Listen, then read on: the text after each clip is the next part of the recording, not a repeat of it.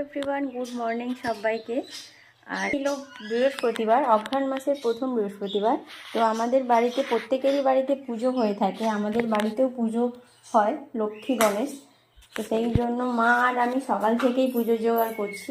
মা এখানে এই যে সব ঠাকুরকে খেতে দিচ্ছে, আর এখানে ঠাকুর মশাইয়ের ওই নৈবেদ্যটা সাজানো রয়েছে। এখানে লক্ষ্মী গণেশ রয়েছে, ওনাদেরকে আবাটা দিয়ে স্নান করানো হবে। আর মা এখানে এই যে চিঁড়ে প্রসাদ আর এই যে ফল কেটে সাজিয়ে নিয়েছে, আর সমস্ত ঠাকুরকেও এই যে ফল আর চিঁড়ে, নকুলদানা, বাতাসা সমস্ত কিছু দিয়ে এখন ঠাকুরকে খেতে দিচ্ছে। আর এই যে এইদিকেও সমস্ত ফুল, রজনীগন্ধা ফুল, আর আমাদের জানোই সব ভিডিওতে দেখেইছো অনেক ফুল হয় এখানে, বিভিন্ন ধরনের জবা, তুলসী পাতা, দুবো, আর এখানে রয়েছে ওই যে নতুন ধানের শীষ, আর এই যে সোলার মালা, আর এখানে রয়েছে এই যে গাঁদা ফুল।